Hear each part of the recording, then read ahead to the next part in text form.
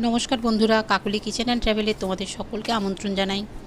বেশ কয়েকদিন ধরে শরীরটা একটু খারাপ আছে, যার জন্য রান্নাবান্না সেরকমভাবে কিছু করতে পারিনি। হোম ডেলিভারিতে খাবার আসছে, তা আজকে ভাবলাম একটু বাড়িতে সকালবেলা জলখাবারটা বানিয়েই ফেলি। তা আজকে লুচি আর আলুর তরকারি বানাবো।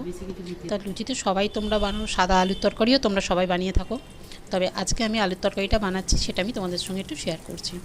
প্রথমে সরষের তেল দিয়ে ফোড়নে দিয়ে দিলাম একটু হিং, একটু পাঁচফোড়ন আর দুটো শুকনো লঙ্কা। ফোড়নটা থেকে খুব সুন্দর গন্ধ বেরোলে ডুমো ডুমো করে আলু কেটে রেখেছি সেটা তেলের মধ্যে দিয়ে একটু নাড়াচাড়া করব।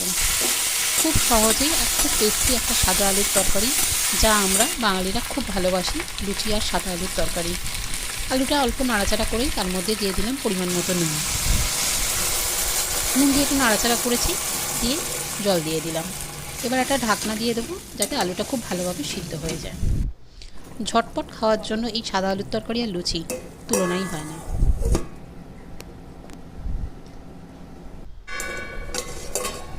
ঢাকনাটা খুলে দেখি আলুটা সিদ্ধ হয়েছে কিনা। বাহ, দেখতে বেশ সুন্দর লাগছে, আলুগুলোও সিদ্ধ হয়ে গেছে। এবার আমি একটু খুন্তি দিয়ে আলুগুলোকে কেটে দেবো যাতে ঝোলটা একটু গাঢ় হয়। রবিবার মানেই কিন্তু সাদা আলুর তরকারি আর লুচি। সারা সপ্তাহ যারা লুচি পরোটা খায় না, তারা কিন্তু রবিবার দিন একটু চাই লুচি পরোটা খেতে। তা আমার এই সপ্তাহে বানানো হয়নি, তাই আমি আজকেই বানালাম। আর আলুগুলোকে কেটে দিচ্ছি যাতে ঝোলটা গাঢ় হয়, আর নামাবার আগে একটু সামান্য মিষ্টি দিয়ে দিচ্ছি যাতে ভালো লাগে। আর এদিকে আলুর তরকারি হয়ে গেছে। লুচিগুলো আগে থেকেই বেলে রেখেছিলাম, তেল গরম করে লুচিগুলো গরম গরম করে ভেজে আর বাড়িতে ছেলে আর বরকে দিয়ে দেব।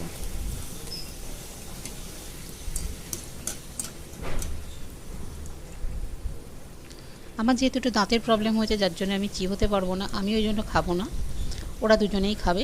আমি একটু দুধ পাউরুটি খেয়ে নেব। যেহেতু রান্নাগুলো শেয়ার করি আর মনে হলো তোমরা আমার বন্ধু, তোমাদেরকে আমি এটা শেয়ার করতে পারবো, তাই কথাগুলো তোমাদের সঙ্গে শেয়ার করছি। রোজ রোজ তো হোম ডেলিভারিতে খাবার আসছে, তা আজকে ভাবলাম একটু বাড়িতে কিছু বানাই। এমনিতেই মাছ, ডিম, মাংস এটা আমরা বাড়িতে বানিয়েই নিই, আর হোম ডেলিভারি থেকে ভেজ আইটেমগুলো নিয়ে নিই, ভেজ থালিটা নিই।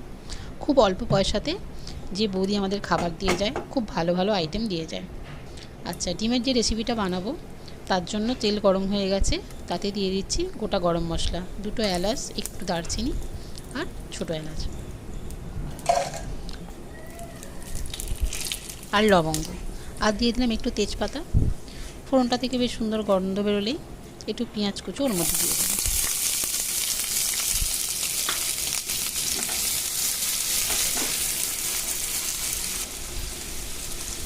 পেঁয়াজটাকে ভেজে নেব, মোটামুটি একটু হালকা লালচে হবে, সেই মতো অবস্থাতে টমেটোগুলো দিয়ে দিলাম। একটা টমেটো দিলাম,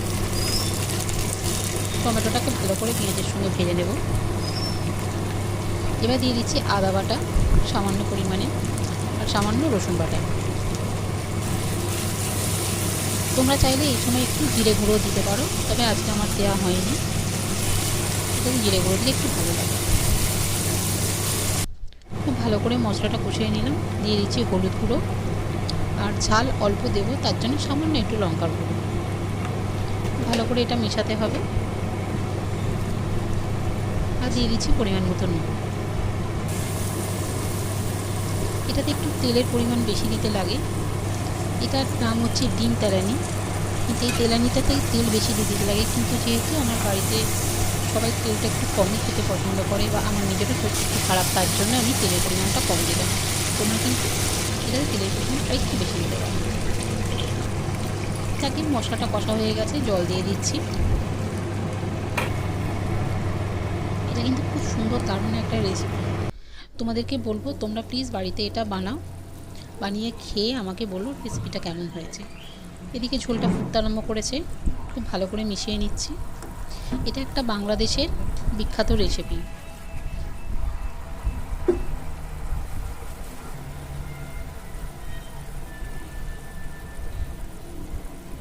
এবার আমি ডিমগুলোকে একটা একটা করে ডিম ফাটাচ্ছি, বাটির মধ্যে ঢেলে আস্তে করে ওই গ্রেভিটার মধ্যে ছেড়ে দিচ্ছি। দেখে বুঝতেই পারছো কত আস্তে আস্তে আমি কিন্তু ডিমগুলোকে দিচ্ছি। এইভাবে আমি প্রত্যেকটা ডিম গ্রেভির মধ্যে দিয়ে দেব।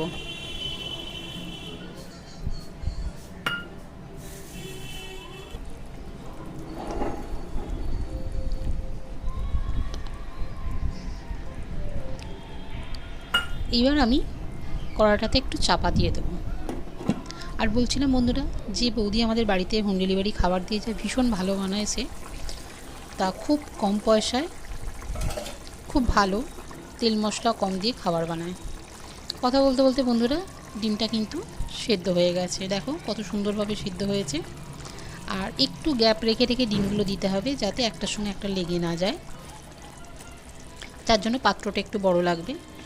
এই যে এরকমভাবে হালকা করে নিচ দিয়ে আমি ডিমগুলোকে তুলে নিচ্ছি, একটু করে জায়গাগুলো চেঞ্জ করে দিচ্ছি। মোটামুটি হয়েই এসছে, খুব সহজ আর ঝটপট এটা বানানো যায়। আর এটা গরম ভাতের সঙ্গে কিন্তু দারুণ লাগবে। আবার আমি একটু নাড়াচাড়া করে চাপা দিয়ে দিলাম। এবার ডিমটা আমার হয়ে এসছে, জলটাও কমে গেছে।